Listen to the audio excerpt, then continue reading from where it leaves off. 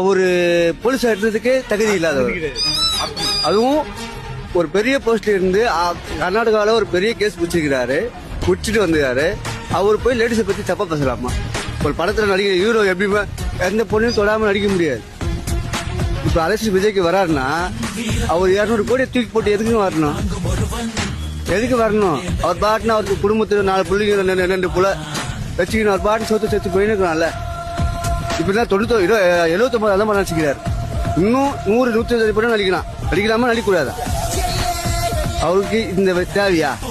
ஆனா நல்லது பண்ணணும், நான் யாருமே கெடுக்கிறேன்னு சொல்லி வந்தார். போறோம் தான் சொன்னாரு.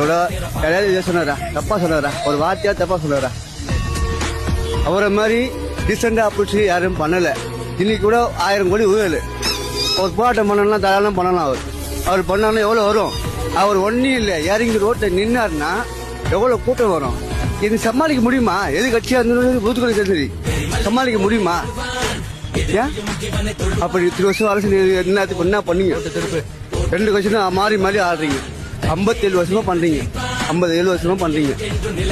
67 அண்ணா பிரிஞ்சு வந்தார், பெரியார் கிட்ட இருந்து பிரிஞ்சு வந்தாரு.